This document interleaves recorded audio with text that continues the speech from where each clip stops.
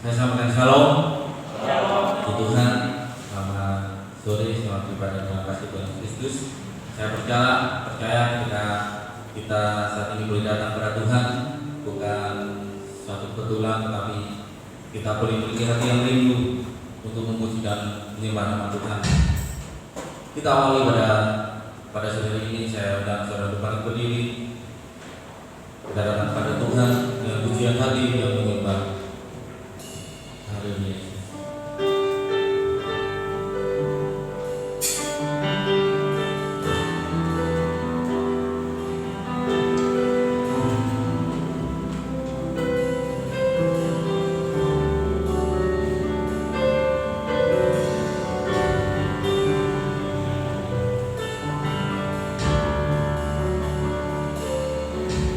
Ku datang Tuhan, temukan wajah-Mu dengan hati tulus. Hanya rasa cinta kepadamu yang menarikku dekat padamu.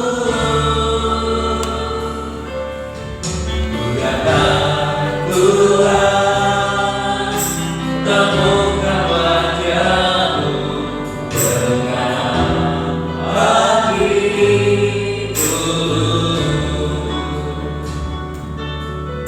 Hanya rasa cinta kepadamu yang menarikku dekat padamu. Hati yang menyembah, hati yang melekat padamu, Yesusku, kekasih hatiku. Engkaulah hidupku, segalanya bagiku. Puja aku selama-lamanya. Hati yang menyembah, hati yang melekat padamu, Yesusku, kekasih hatiku. Engkaulah hidupku, segalanya bagiku. Puja aku selama-lamanya. Ku mau menyembah-Mu.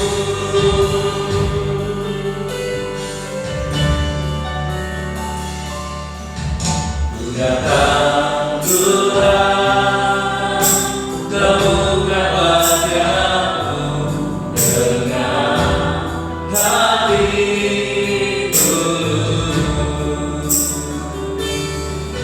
Hanya rasa cinta kepadamu yang menarikku dekat padamu.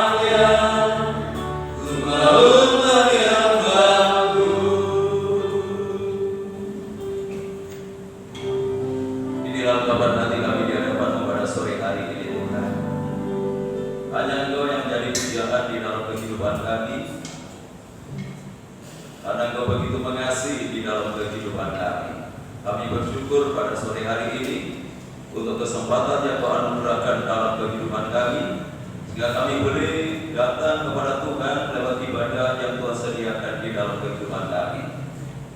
Kami ingin memberikan yang terbaik apa yang ada di dalam kehidupan kami pada sore hari ini, baik lewat pujian kami, lewat penyembahan kami. Biarlah apa yang kami lakukan, apa yang kami kerjakan sore hari ini boleh berkenan dan menyenangkan hati Tuhan. Karena inilah yang ingin kami lakukan. Kami hanya ingin menyenangkan hati Tuhan. Kami ingin kehidupan kami semakin berkenan di hadapan. Tuhan berkati ibadah ini, Kau lawas setiap kehidupan kami yang hadir pada sore hari ini. Kami boleh merasakan hadirat-Mu, kami boleh menikmati kebenaran-kebenaran-Mu di dalam kehidupan kami, sehingga hidup kami pada saat ini semakin boleh berkenan di hadapan Tuhan. Berkatilah hamba-hamba-Mu yang saat ini sudah mempersiapkan diri untuk melayani pekerjaan yang mulia ini, baik leader, singer, pemain musik, ketua LCD yang menaikkan doa, hamba-Mu yang akan menyampaikan firman-Mu. Mari Tuhan, Kau lengkapi hamba-hamba-Mu ini dengan hikmat-Mu, lengkapi dengan pengurapan-Mu, sehingga kami boleh menjadi perpanjangan tangan Tuhan untuk menyatakan berkat Tuhan lewat ibadah pada sore hari ini. Terima kasih Tuhan. Saudara-saudara kami yang lain yang saat ini mungkin masih dalam perjalanan, kami serahkan semua ke dalam tangan-Mu. Jaga, lindungi, sertai, tuntun dan bimbinglah mereka. Segera tiba di tempat ini bersama kami untuk memuliakan Tuhan. Allah pekerjaan kuasa kegelapan yang ingin mencoba mengganggu jalannya ibadah kami, bahkan ingin merebut berkat Tuhan yang telah sediakan lewat ibadah ini. Kami menyatukan hati bersama jemaat untuk memanggil nama-Mu, yaitu di dalam nama Tuhan Yesus Kristus. Kalau kuasa-kuasa yang bukan dari Allah dalam bentuk apapun, kami tolak patahkan kuasanya di dalam nama Yesus. Dan biarlah Roh-Mu yang kudus menguasai tempat ini, menguasai hati dan pikiran kami, sehingga berkat ibadah sore hari ini seutuhnya boleh menjadi bagian dalam kehidupan kami.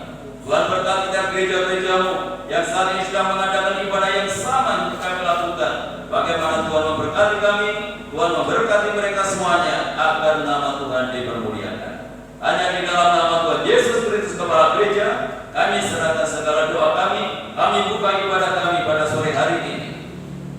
Yang siap untuk memuliakan Tuhan, mari bersama kita katakan amin.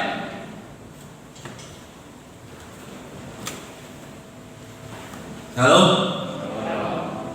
Kok masih ada yang dulu ya? Halo? Haleluya, puji nama Tuhan. Berkat Tuhan bukan berarti cara materi saja, tetapi kita diberikan tubuh yang sehat dan kuat.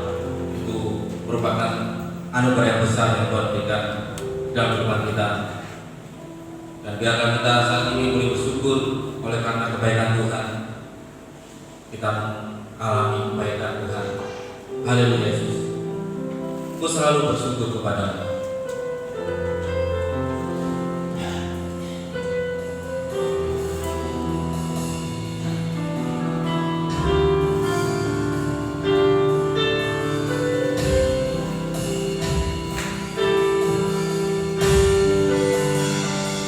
Selalu ku ingat segala kebaikan-Mu di waktu lalu hingga kini. Begitu berkat Tuhan kepadaku, tak pernah Kau tinggalkanku. Selalu ku ingat segala kebaikan-Mu di waktu lalu hingga kini. Begitu sayang Tuhan kepadaku, tak pernah Kau tinggalkanku. Ku selalu bersyukur kepadamu, besar setiamu di sepanjang hidupku. Segala yang ku perlu telah Kau sediakan.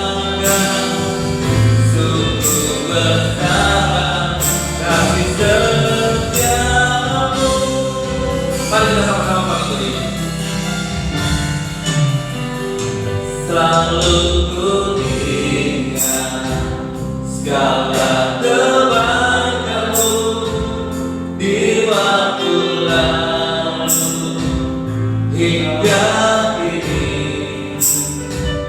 Begitu kaya Tuhan kepadaku, tak pernah Kau tinggalkanku. Selalu ku ingat segala kebaikan-Mu di waktu lalu hingga kini. Betapa sayang Tuhan kepadaku, tak pernah Kau tinggalkanku. Ku selalu bersyukur kepadamu, berkat setia-Mu di panjang hidupku. Kaulah yang ku perlu, telah sediakan kasih setiamu.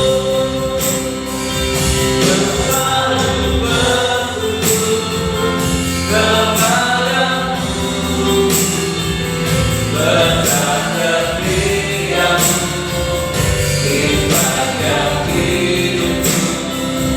Kaulah yang ku perlu, telah Kau sediakan untuk bertambah kasih setiamu. Ku selalu bersyukur kepadamu, berkat setiamu di panjang hidupku. Kaulah yang ku perlu, telah Kau sediakan untuk bertambah kasih setiamu.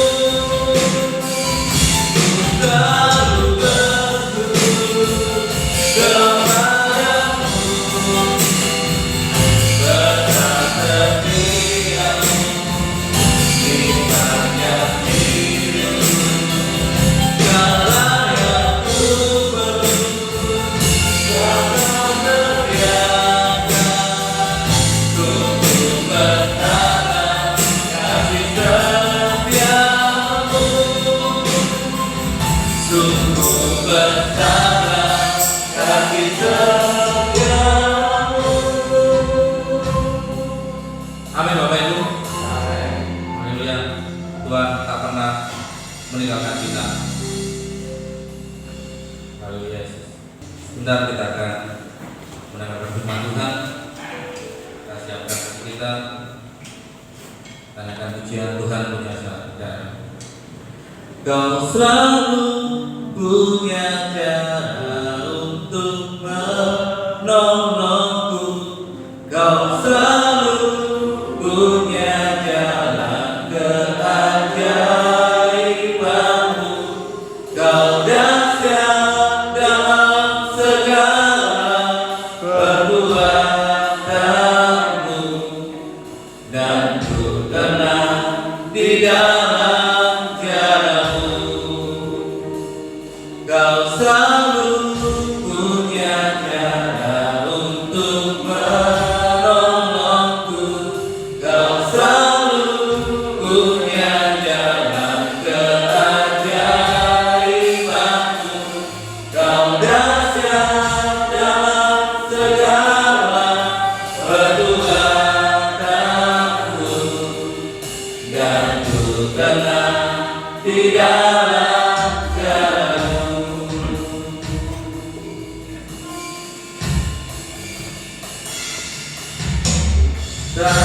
Takkan ku ragu Tuhan, janji-Mu yang menghidupkanku. Hanya padamu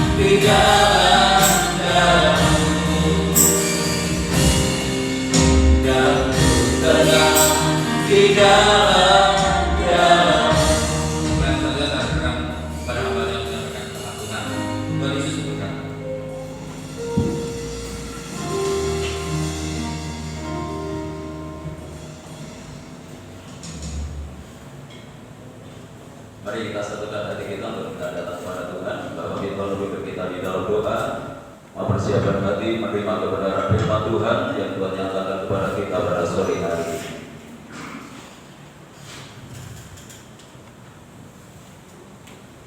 Bapa kami dalam surga, Tuhan Yesus Kristus, kami ucapkan syukur dan terima kasih Tuhan. Saat ini kami boleh memuji Engkau, boleh mengagungkan Engkau Tuhan. Inilah yang dapat kami persembahkan buat Engkau Tuhan. Kami selalu rindu akan Engkau. Engkau ada cara yang untuk membangkitkan kami untuk lebih semangat Tuhan. Engkau akan memberikan kami jalan yang terbaik buat kami untuk Tuhan. Lebih Tuhan menyembah kepada Engkau Tuhan. Mungkin selama ini kami kurang Tuhan berkenan kehadiran Engkau. Tetapi kami percaya malam ini Tuhan kami akan mempersiapkan diri kami untuk mendengarkan firman-Mu. Urapi hamba-Mu, jamah dan kuduskan Tuhan. Setiap firman yang disampaikan hamba-Mu malam ini boleh menguatkan kehidupan kami Tuhan. Kami percaya Tuhan dan kuasa setan iblis yang mengganggu. Kami memanggil Engkau hanya di dalam nama Yesus menghancurkan roh Allah sendiri yang bekerja. Roh Allah Roh Kudus akan memimpin kami Tuhan untuk lebih memahami dan mengerti dan melakukan sesuai kehendak dan rencana. Hanya di dalam nama Tuhan kami Yesus Kristus. Amin. Amin. Silakan kembali. Bapak Ibu Saudara yang dikasihi oleh Tuhan, salam shalom. Salam sejahtera di dalam kasih Tuhan kita Yesus Kristus. Hanya oleh karena anugerah dan murah Tuhan pada sore hari ini kita dipertemukan kembali lewat ibadah PA yang masih telah sediakan di dalam kehidupan kita. Langsung saja mari kita buka di dalam 1 Petrus pasal yang kedua. Dimulai ayat 24 dulu. Saya ingin mengingatkan kembali bagian yang terakhir dalam pembahasan kita di dalam surat 1 Petrus pasal 1 ayat yang ke-24 dan 25.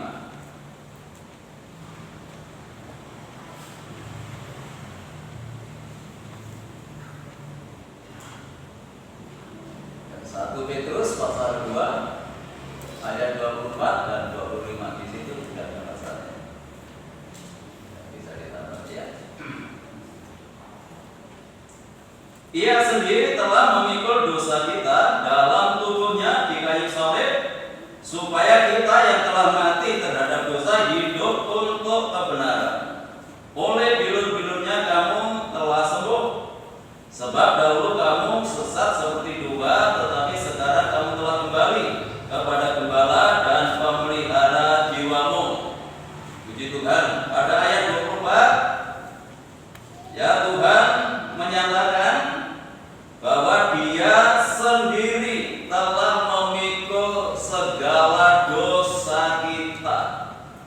di dalam tubuhnya ketika dia mati di atas kayu salib dengan satu tujuan, supaya kita yang telah mati terhadap dosa hidup untuk kebenaran. Jadi setiap orang yang sudah ditebus oleh Tuhan, setiap orang yang sudah mendapatkan pengampunan Tuhan lewat kematian Tuhan Yesus di atas kayu salib, mereka tidak lagi hidup untuk dirinya sendiri, bukan untuk kepentingannya sendiri, bukan untuk kemuliaannya sendiri, tetapi untuk kebenaran. Kalau dalam 1 Korintus pasal yang kelima ayat 15 kemarin telah kita pelajari, bahwa kita yang telah ditebus oleh Tuhan hidup untuk kemuliaan Tuhan. Jadi hadir bersama dengan 1 Petrus pasal 2 ayat 24 ini. Jadi kita sadar ketika Tuhan sudah membebaskan kita dari dosa supaya kita tidak hidup di dalam dosa lagi, tetapi hidup kita itu seutuhnya, hidup kita secara totalitas hidup untuk kebenaran, hidup kita untuk Tuhan. Jadi bukan untuk kepentingan kehidupan kita lagi, ya. Bukan untuk kesenangan kita lagi, tetapi untuk kesenangan Tuhan. Jadi saat ini apa yang kita lakukan, apa yang kita perbuat hanya untuk menyenangkan Tuhan. Jangan punya agenda yang lain untuk memuaskan dagingnya, memuaskan dirinya sendiri, tetapi untuk menyenangkan hatinya Tuhan. Itu tujuan Tuhan mati di atas kayu salib. Jadi jangan sia-siakan apa yang sudah Tuhan lakukan, apa yang sudah Tuhan kerjakan dalam kehidupan kita. Kalau kita memahami, kita mengerti akan hal ini, sebenarnya Tuhan ingin membuat kehidupan kita itu lebih baik. Hidup kita itu lebih berarti. Dari perbuatan dosa yang mana hidup kita hanya untuk perbuatan-perbuatan yang mengarah kepada dosa, Tuhan menghendaki hidup kita, Tuhan menuntut hidup kita supaya kita hidup di dalam kebenaran. Jadi hidup yang lebih berarti, hidup yang lebih berguna. Kalau orang itu masih saja hidup di dalam dosa, itu menyenangkan hatinya setan. Tuhan sedih, tetapi setan yang senang ketika kita dibelenggu oleh dosa. Jadi kalau hidup kita itu masih saja untuk melakukan perbuatan dosa, berarti kita itu masih menyenangkan hatinya setan, tetapi tidak menyenangkan hatinya Tuhan. Tapi sebaliknya, kalau kita hidup di dalam kebenaran, Tuhan itu kita senangkan dengan cara hidup kita ini. Bagaimana menyenangkan hatinya Tuhan ketika kita hidup dalam kebenaran. Jadi sebenarnya kita ini tidak repot untuk menjalani kehidupan kita ya. Sebagai orang yang percaya kepada Tuhan, jangan kita kena arus dunia ini. Kalau arus dunia ini, orang yang penting hidup. Saudara bekerja, saudara cari nafkah, motonya pokoknya hidup, asal hidup. Gak tahu jalannya bagaimana, itu gak penting untuk sekarang ini. Yang penting bisa hidup, yang penting keluarga cukup. Itu dunia. Tetapi bagi anak Tuhan tetap harus hidup di dalam kebenaran. Ya. Berapapun yang kita dapatkan, yang penting benar, bukan yang penting cukup. Itu Itu harus menjadi prinsip kita. Itu yang harus menjadi landasan kita hidup sebagai orang yang percaya kepada Tuhan. Dimanapun kita berada, dimanapun kita bekerja, apapun yang Tuhan percayakan dalam kehidupan kita, jangan asal cukup, jangan asal mendapatkan untung, jangan asal mendapatkan berkat. Kalau keuntungan itu seringkali kan dikaitkan dengan berkat. Tetapi kita harus mendasarkan kehidupan kita tuh di atas kebenaran. Ya, terpujilah nama daripada Tuhan. Inilah tujuan Tuhan untuk mati di atas kayu salib, supaya kita memahami. Ya, banyak anak Tuhan yang hanya tahu Tuhan Yesus mati di atas kayu salib untuk menanggung dosa kita. Nah, itu sebabnya kita bareng-bareng berbuat dosa karena dosa kita ditanggung di atas kayu salib. Itu sesat kan? Setelah kita diampuni oleh Tuhan, hidup dalam kebenaran. Itu yang Tuhan inginkan dalam kehidupan kita. Ya, memang tidak mudah untuk menjalani kehidupan seperti ini, apalagi di zaman sekarang ini. Ya. Di tengah-tengah banyak orang yang hidup tidak di atas kebenaran, dan kita memiliki konsep yang berbeda, yaitu harus tetap hidup di dalam kebenaran. Ya, ayat yang ke-25. Sebab dahulu kamu sesat. Ya. Sebab dahulu kamu sesat seperti domba, tetapi sekarang kamu telah kembali kepada gembala dan memelihara jiwamu. Nah, Petrus ingin mengingatkan kembali kehidupan masa lalu agar tidak terulang kembali. Loh, kamu dulu itu sesat ketika kamu berbuat dosa. Itu sesat. Dan kesesatan itu ada dua hal di sini. Yang pertama, sesat secara moral. Yang kedua, sesat dalam penyembahan. Sesat secara moral, ya mungkin orang percaya kepada Tuhan, mungkin masih ibadah kepada Tuhan, tetapi jalannya tersesat. Kan banyak orang yang seperti ini, percaya Tuhan, ya, tetapi moralnya tidak, beda dengan dunia ini. Nah, itu namanya tersesat. Dan tujuan Petrus untuk mengingat ini supaya kita tidak kembali tersesat. Secara moral. Efesus pasal 2.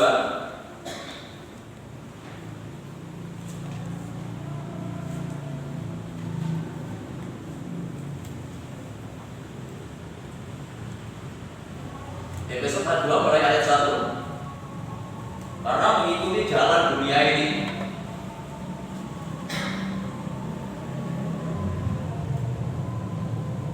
kamu dahulu sudah mati karena pelanggaran dan dosa-dosamu. Kamu hidup di dalamnya karena kamu mengikuti jalan dunia ini. Ya, kamu mentaati penguasa kerajaan angkasa, yaitu roh yang sekarang sedang bekerja di antara orang-orang durhaka. Orang durhaka itu adalah orang yang melawan Tuhan. Ya.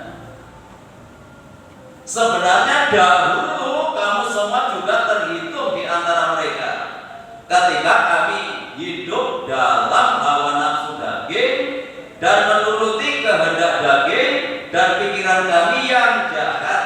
Pada dasarnya kami adalah orang-orang yang harus dimurkai, sama seperti mereka yang lain. Ya, pantas mendapatkan murka, pantas mendapatkan hukuman dari Tuhan kalau orang itu melakukan hal seperti ini. Ya. Pada ayat 1 dinyatakan kamu dahulu itu sudah mati oleh karena dosa. Jadi keberadaan kita sebenarnya orang yang berdosa itu sudah mati. Mati kehidupan kemudian rohaninya. Mati rohani itu artinya terputus hubungannya dengan Tuhan. Ini bencana yang paling dahsyat dalam sebuah kehidupan manusia. Bukan karena bencana alam, bukan karena gempa bumi, lebih daripada itu bencana yang dahsyat ketika manusia terputus hubungannya dengan Tuhan. Kalau gempa bumi tertimpa, mungkin reruntuhan mati kan fisiknya, mati kan tubuhnya. Tetapi putus hubungan dengan Tuhan, tidak hanya fisiknya yang mati, tetapi rohnya masuk dalam penghukuman kekal. Jadi bencana yang paling besar dalam kehidupan manusia ketika manusia terputus hubungannya dengan Tuhan, karena akan berakhir dengan kebinasaan. Ya. Dan kita dulu juga adalah orang-orang yang seperti ini, karena mengikuti jalan dunia dan mentaati penguasa kerajaan angkasa yang sekarang ini sedang bekerja. Jadi bekerja sampai sekarang. Kerajaan angkasa atau penguasa kerajaan angkasa, yaitu roh dalam bentuk roh dan kelihatan. Tidak kelihatan, tetapi kerjanya itu nyata, membawa manusia supaya mereka hidup menuruti hawa nafsu daging. Dan nampak, dan kelihatan. Tetapi kerjanya itu pasti mempengaruhi manusia, menyeret manusia supaya mereka hidup menuruti hawa nafsu daging, kehendak daging, pikiran-pikiran yang jahat. Karena yang lalu, pikiran itu menentukan keputusan hidup kita. Sebelum orang itu bertindak, itu dimulai dari pikiran. Nah, sebabnya ketika pikiran kita sudah mulai mengarah kepada kejahatan, harus berhenti. Itu dituntun, itu sedang dibimbing oleh roh. Bukan Roh Kudus,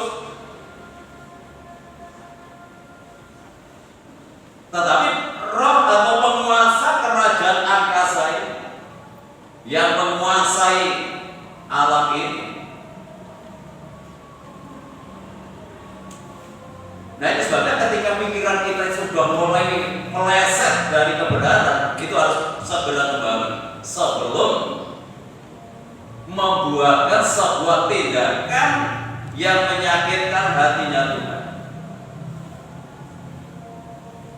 Dulu kita adalah orang-orang yang seperti ini. Nah, sebabnya diingatkan kembali oleh Petrus, jangan sampai hal ini terjadi kembali. Jangan kita tersesat lagi. Ketika kita sudah diluruskan oleh Tuhan, kita sudah dibimbing oleh Tuhan ke jalan yang benar, jangan lagi kita hidup dalam kesesatan.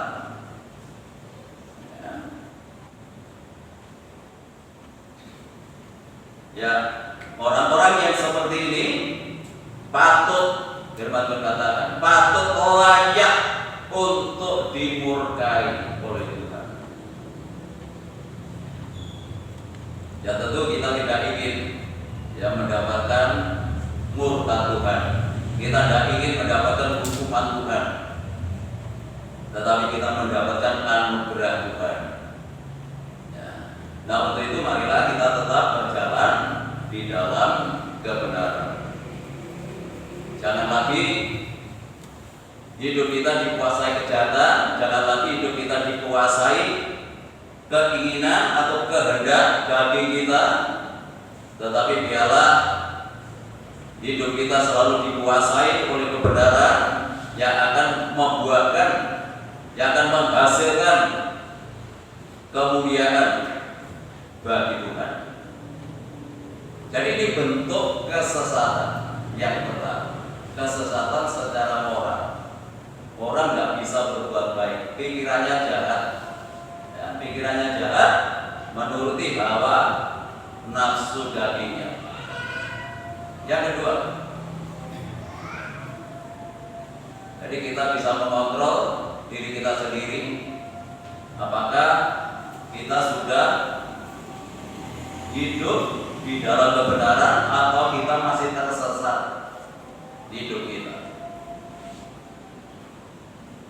Ya, Titus pasal 1. Yang kedua adalah Titus 1 ayat 16. Orang yang tersesat adalah orang yang tidak sanggup berbuat baik.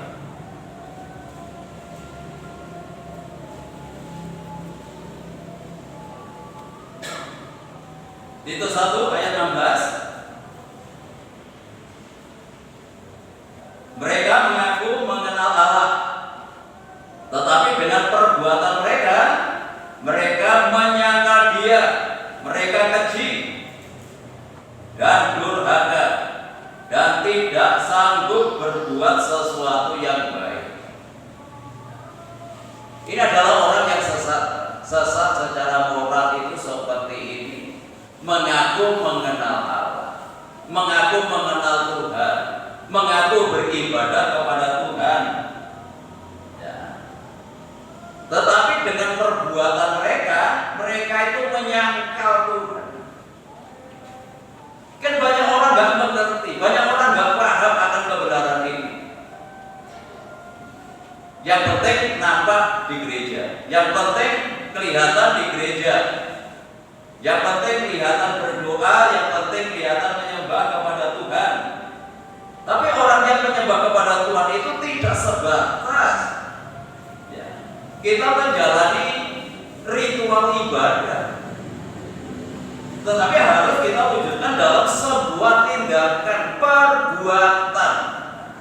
Kalau perbuatan kita itu masih keji, jahat, dan durhaka, itu melawan Tuhan, tidak sanggup berbuat baik, seharusnya lewat ibadah orang itu semakin sadar.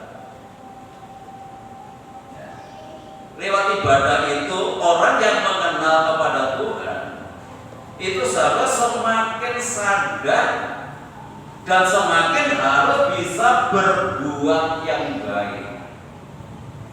Namanya beribadah kepada Tuhan.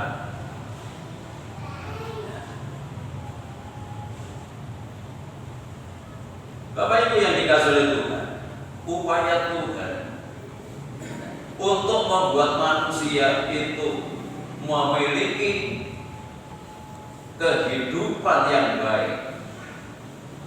Tuhan itu menyatakan yang pertama pewahyuan umum, itu pengenalan Tuhan secara umum, yaitu lewat ciptaannya, lewat alam, supaya manusia sadar bahwa ada pribadi yang agung, ada pribadi yang mulia yang ada di alam ini, yang menguasai alam ini. Tidak nampak kekuatannya, kekuasaannya tidak nampak, tetapi lewat ciptaannya ini seharusnya manusia itu sadar akan Tuhan.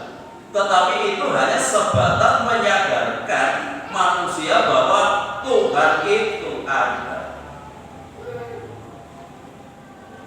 Jadi lewat alam ini secara umum menyadarkan manusia bahwa Tuhan itu ada.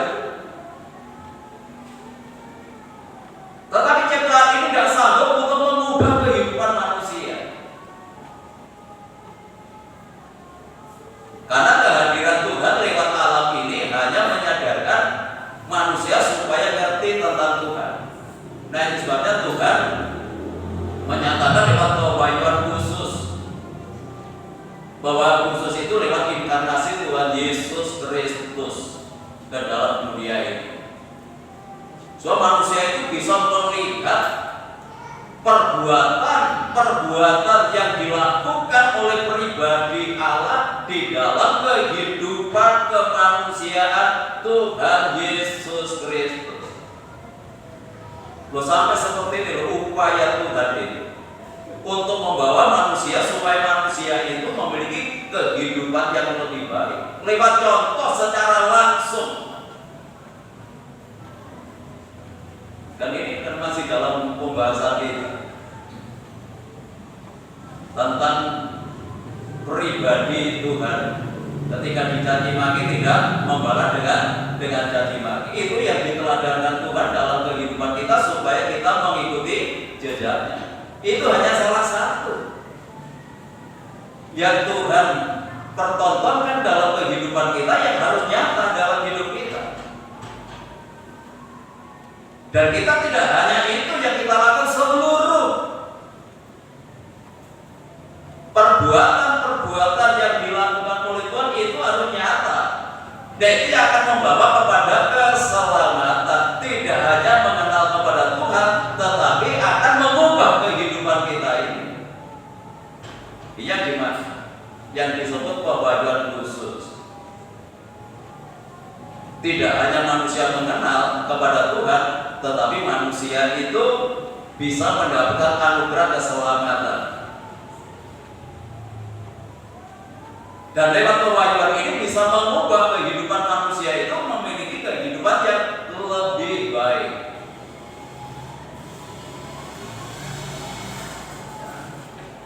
Terpujilah nama daripada Tuhan.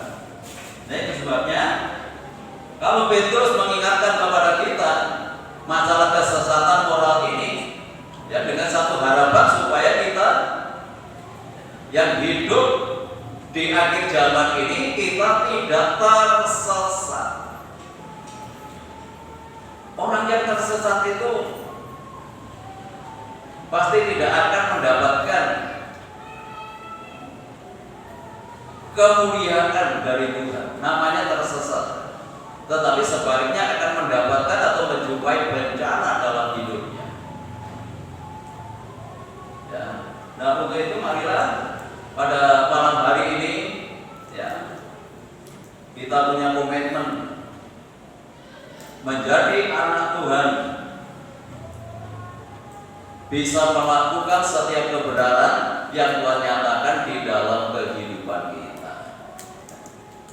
Namanya orang beribadah, tapi berbuat baiknya nggak sanggup. Mereka nggak sanggup berbuat yang baik. Mereka keji, mereka durhaka. Jadi lewat perbuatannya, lewat sikap hidupnya, mereka sebenarnya menyangkal Tuhan.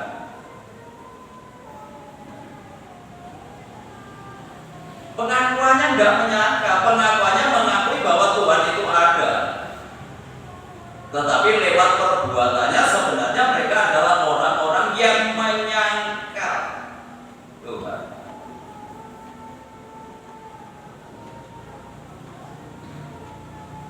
Jadi jangan sampai kita menjadi orang percaya, tapi perbuatan kita menyangkal Tuhan, melawan Tuhan,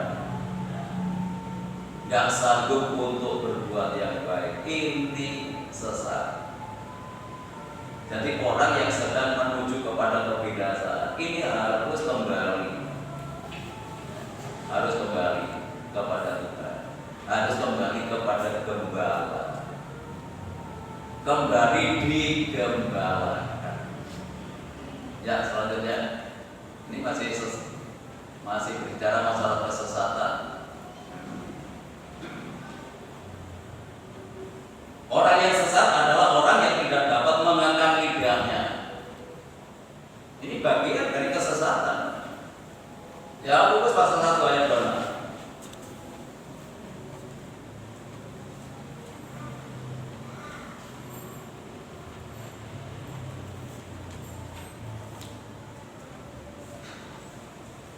Jadi kalau ada orang nggak bisa mengontrol perkataannya, orang itu tersesat.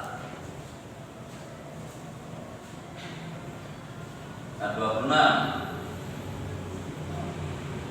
Jikalau ada seorang menganggap dirinya beribadah, tetapi tidak mengekang lidahnya, ia menipu dirinya sendiri, maka sia-sialah ibadahnya.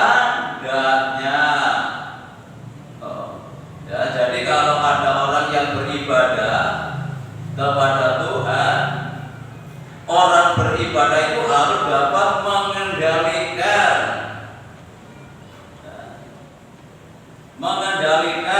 lidahnya, mengendalikan perkataannya,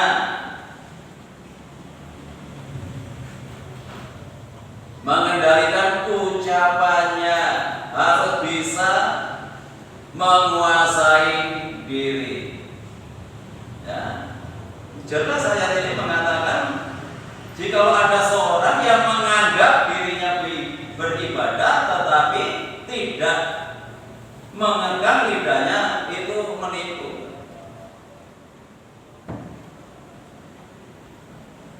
Sampai dalam hal perkataan Tuhan itu memperhatikan kehidupan kita. Sampai perkataan kita harus berkata-kata yang benar, berkata-kata yang membangun, berkata-kata yang menghibur, yang membangkitkan semangat, membangkitkan gairah bagi saudara-saudara kita. Jangan melemahkan, jangan menyakitkan perkataan kita. Ya, kalau dulu sering mengutuk, ayo berhenti, perkataan berkat. Ya, kalau saudara ya mungkin di kata-kata yang tidak baik, ya kemarin kan kita sudah belajar jangan membalas kejahatan dengan kejahatan. Kita harus dapat menekan lidah kita. Kalau tidak bisa, Alkitab menyatakan bukan saya, ibadahnya sia-sia.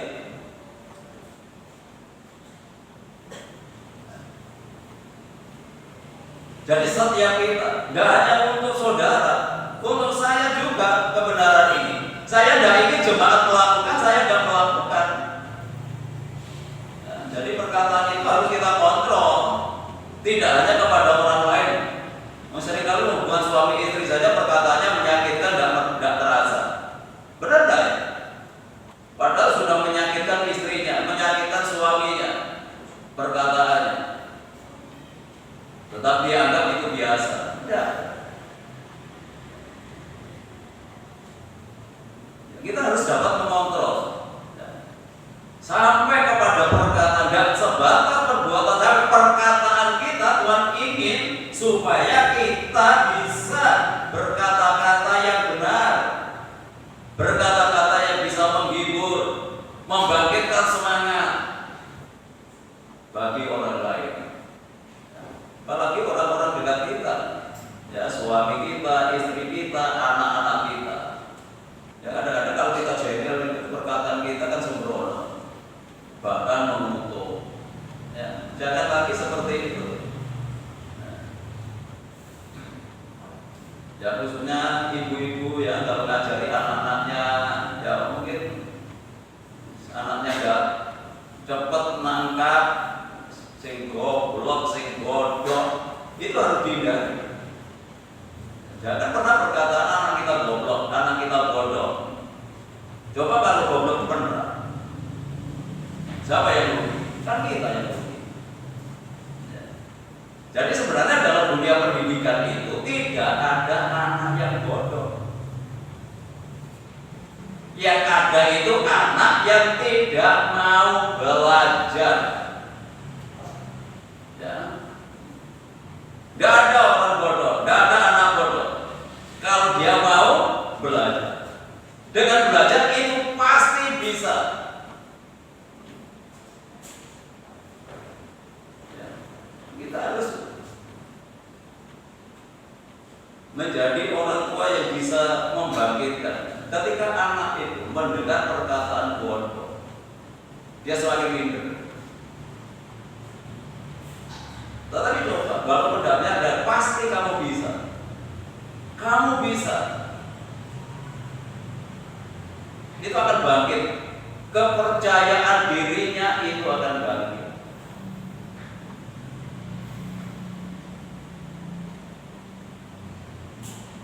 Ya, jadi untuk ibu-ibu yang biasanya mendampingi anak-anak belajar, ya kalau kemarin-kemarin itu seperti itu harus berubah. Ya, biarlah anak-anak kita menjadi anak-anak ya yang diberkati oleh Tuhan. Jangan kita kutuki. Dan sementara kita merindukan, menginginkan berkat Tuhan, tetapi kita sendiri mengutuk anak-anak kita. Ya, harus diubah pola belajar. Selama orang itu mau bisa. Selama anak itu mau dan orang tua juga mau ngajari anak-anak, ya guru harus telaten. Ya namanya anak-anak, cenderungnya itu kan suka bermain. Ya. Jadi jangan hanya diserahkan kepada gurunya di sekolah. Ya, jadi orang tua harus memperhatikan anak-anaknya, nilainya berapa, ya, harus diperhatikan. Kalau kurang ada kemajuan diajari di rumah, ya, supaya menjadi anak-anak yang berprestasi. Ya, anak berprestasi kan dapat membawa kemuliaan Tuhan. Ya, puji Tuhan. Ya, jadi yang ketiga tadi, ya itu adalah orang yang tidak dapat mengekang lidahnya. Itu sesat. Sesat itu tidak hanya berbicara masalah pengajaran yang bertentangan dengan firman Tuhan, tetapi kesesatan secara moral itu seperti ini. Ya. Yang pertama tadi mengikuti jalan dunia, yang kedua gak sanggup berbuat baik dan perbuatan, yang ketiga gak bisa mengekang lidahnya, bahkan firman Tuhan katakan sia-sia ibadahnya. Lalu yang keempat, menaruh iri hati. Orang yang iri hati itu juga sesat. Yakobus pasal 3.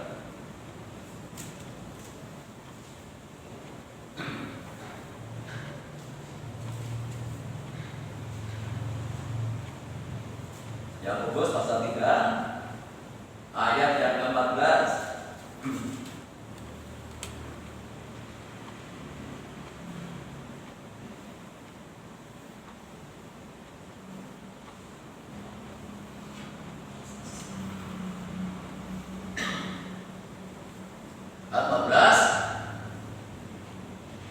Jika kamu menaruh perasaan iri hati dan kamu mementingkan diri sendiri, janganlah kamu memegahkan diri, dan janganlah berdusta melawan kebenaran. Itu bukanlah hikmat yang datang dari atas, tetapi dari dunia, dari nafsu manusia, dari setan-setan. Setan-setan itu tanamkan hati yang seperti ini. Berarti kan tersesat. Kita tidak mengikuti jalannya Tuhan, tetapi jalannya setan. Lanjut. Sebab di mana ada iri hati dan mementingkan diri sendiri, di situ ada kekacauan dan segala macam perbuatan jahat. Jadi yang terakhir, yaitu sesat dalam hal moral, yaitu menaruh iri hati. Ya. Iri hati yang negatif. Jadi ada dua, iri hati itu ada iri hati yang positif, ada iri hati yang negatif. Ya contohnya, saya itu melihat si A kok setia ya kepada Tuhan, saya kepingin setia. Itu iri dalam hal kesetiaan. Si A itu kok rajin ya untuk melayani Tuhan, aku kok juga pengen untuk melayani Tuhan. Tapi yang seperti ini jangan. Ya, tapi saya harapkan itu ada iri hati terhadap kebenaran. Ya, iri hati yang positif seperti ini. Ya, ada orang setia melayani, tertarik ingin melayani. Ada orang yang setia beribadah, kepingin juga setia beribadah. Ada orang yang tekun di dalam doa, kepingin saya juga tekun di dalam doa. Itu iri hati yang positif. Ya. Tetapi kebanyakan manusia itu iri hati yang negatif. Tetangganya beli TV yang baru, kepingin. Ya. Nanti kalau belanjanya suaminya kurang, cebol. Ya, itu iri hati yang negatif yang tidak boleh terjadi dalam kehidupan kita. Ya, kita syukuri. Ya, kita syukuri apa yang Tuhan ya, percayakan dalam kehidupan kita. Ya. Apalagi sekarang ini kita menghadapi dunia yang penuh dengan persaingan. Ya, persaingan segalanya.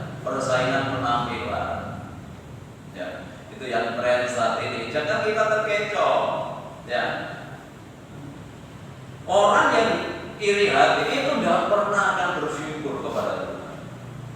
Hidupnya selalu kurang.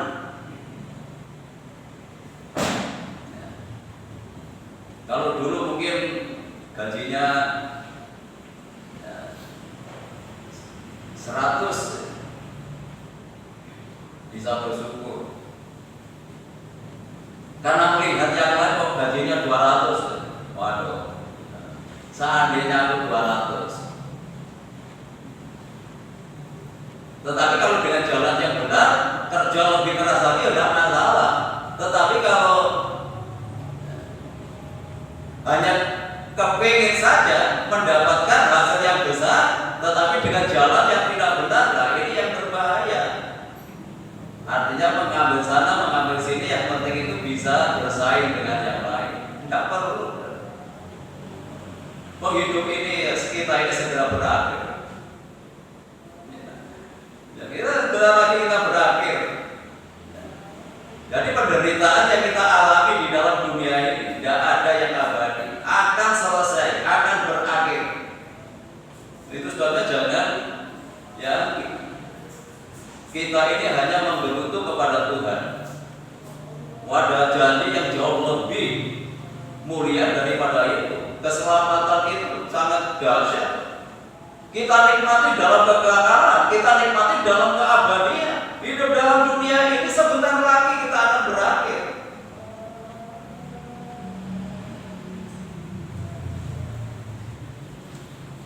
Nah itu sebabnya jangan membawa hidup ini hanya menuruti keinginan kita yang dipicu oleh kuasa kegelapan. Ya, di sini tadi disebutkan dalam ayat 14, 15 itu bukannya hikmat yang datang dari atas, tetapi dari dunia, dari nafsu manusia, dari setan-setan. Kalau terdapat iri hati, ya jangan sampai hal ini menguasai kehidupan kita. Perasaan iri hati dan mementingkan diri sendiri. Jangan kamu bermegah kalau memiliki hati yang seperti ini. Justru kita harus menyesal kalau kita ini memiliki kehidupan yang seperti ini. Ya, karena itu datangnya dari setan. Dan sebabnya kita tahu malam hari ini ketika muncul iri hati, ya, yang akan mendatangkan kekacauan, itu datangnya bukan dari Tuhan, bukan hikmat dari atas, tetapi dari dunia dan dari setan. Kalau kita melakukan ini dan masih nempel hati yang iri dengan yang lain, iri kesuksesan orang lain, iri keberhasilan orang lain, kita mengikuti jalannya setan. Kita masih dikendalikan oleh kuasa-kuasa kegelapan di dalam kehidupan kita untuk menyesatkan kita secara lahiriah beribadah, tetapi perbuatannya tidak menunjukkan orang yang beribadah kepada Tuhan. Karena iblis itu kan ingin menggagalkan keselamatan yang dikerjakan Tuhan. Itu upaya iblis sejak dulu, sejak zamannya Adam dan Hawa. Gak ingin melihat manusia itu hidup sejahtera, gak ingin melihat manusia itu hidup dengan Tuhan. Itu sejak zamannya Adam.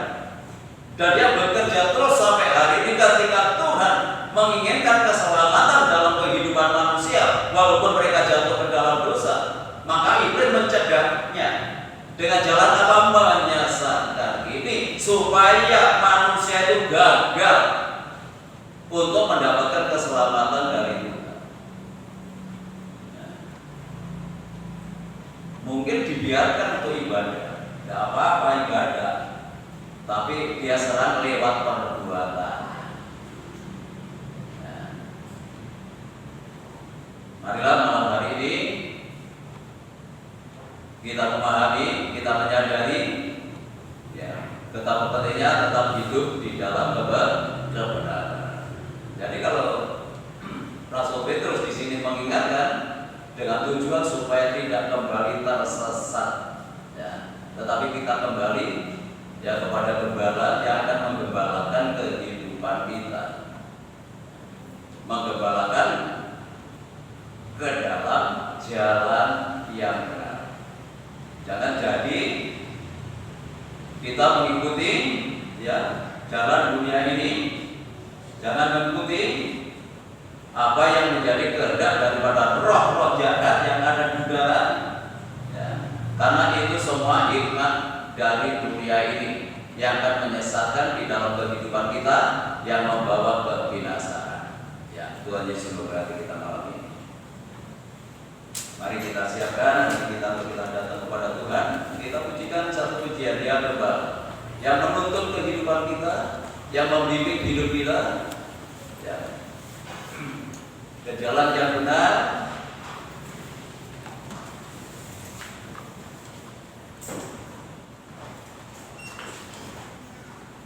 Yang akan melindungi kehidupan kita, menjaga kita dalam segala kesukaran hidup kita.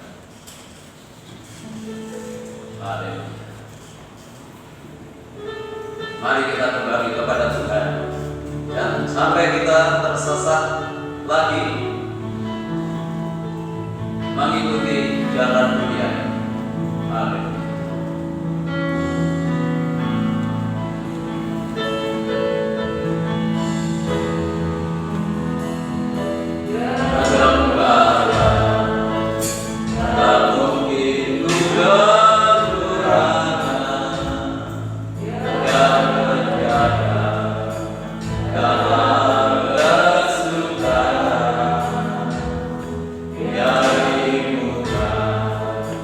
Sahara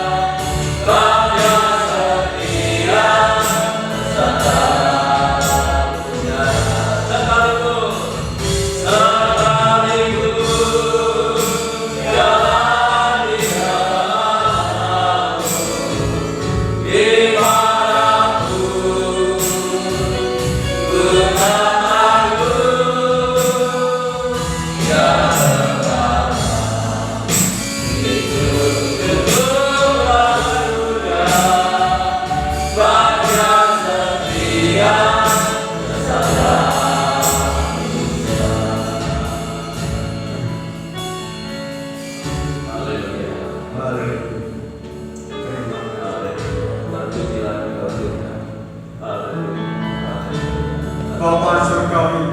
Kembali kami datang mengucap syukur dan terima kasih buat berkat kebenaran firman pada saat malam hari ini yang menjadi kekuatan iman kami Tuhan. Bahwa firman adalah perintah bagi kakiku dan terang bagi jalanku, menerangi setiap langkah perjalanan hidup kami supaya kami hidup di dalam kebenaran.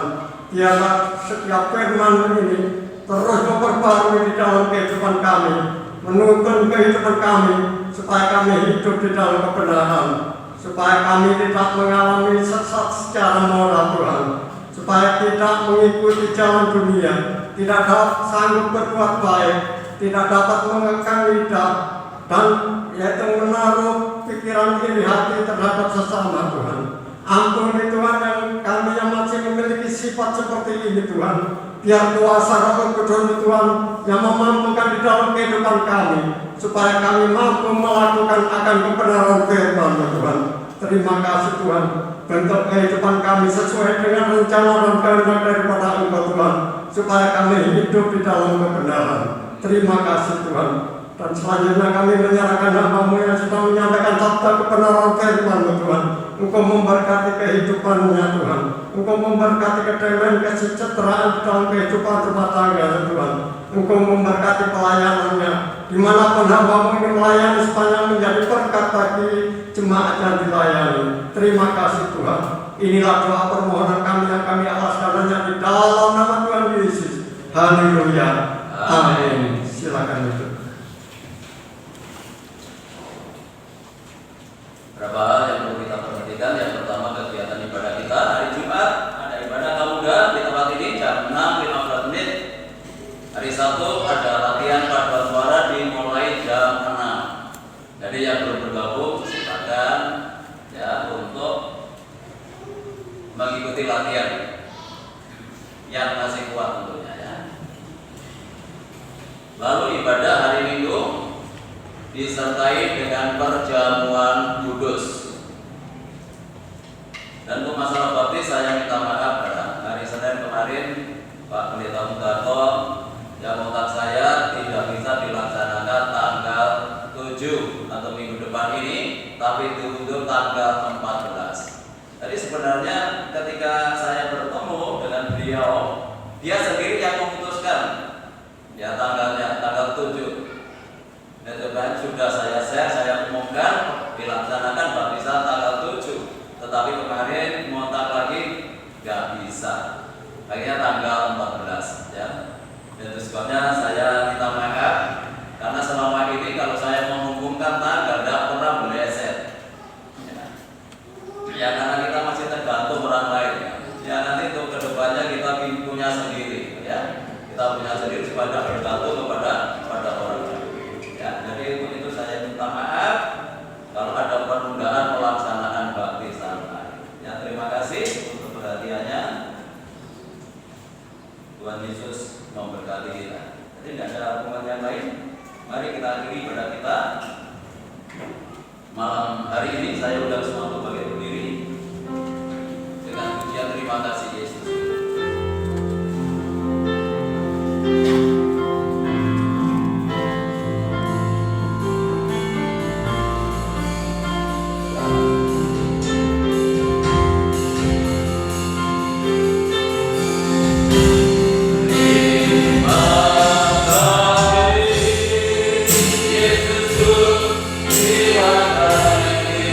Yesus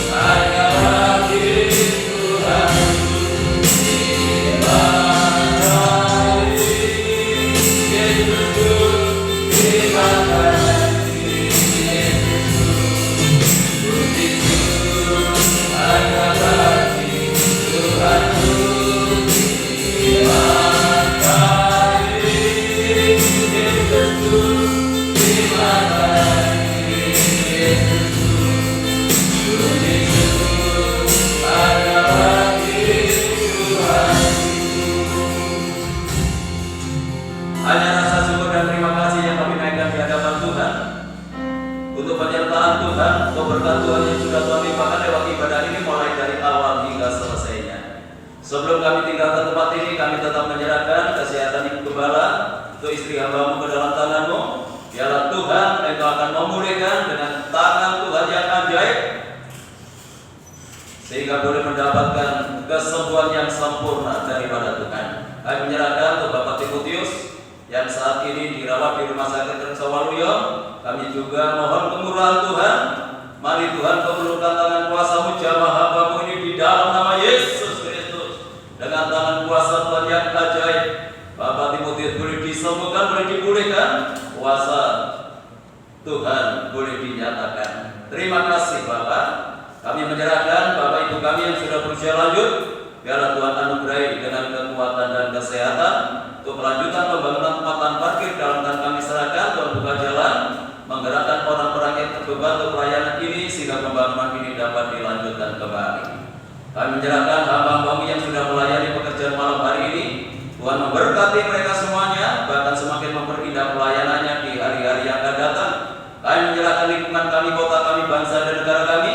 Tuhan berkati dengan ketenangan, kedamaian dan kesejahteraan. Bapak Presiden bersama wakil dan jajarannya, demikian pula pemerintah yang ada di daerah diberikan hikmat oleh Tuhan untuk dapat membawa bangsa ini ke arah yang lebih baik lagi. Kami bersyukur kalau penularan COVID-19 di tengah-tengah bangsa kami semakin menurun, dan biarlah setiap masyarakat tetap memperhatikan protokol kesehatan supaya penularan COVID-19 segera berakhir di tengah-tengah bangsa kami.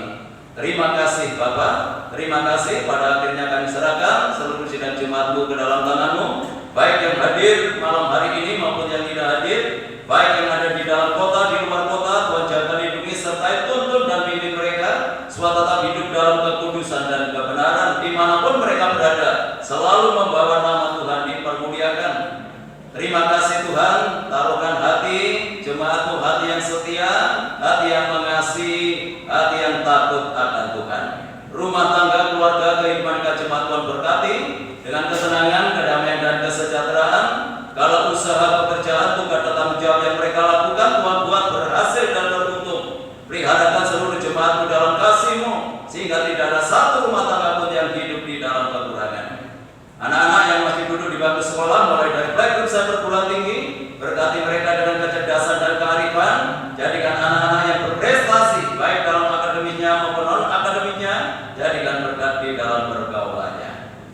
Bagi sidang jemaat-Mu yang sudah memberikan persembahannya, mengembalikan perpuluhannya, Tuhan kembalikan berlipat kali ganda sesuai dengan janji firman-Mu. Sebentar lagi kami akan tinggalkan tempat ini, kembali ke rumah masing-masing. Jaga, lindungi, sertai kami dalam perjalanan. Tiba di rumah dengan selamat, tidak kekurangan sesuatu apapun. Kembalikan kami dalam kegiatan ibadah yang akan datang dalam keadaan yang lebih baik dari malam hari ini.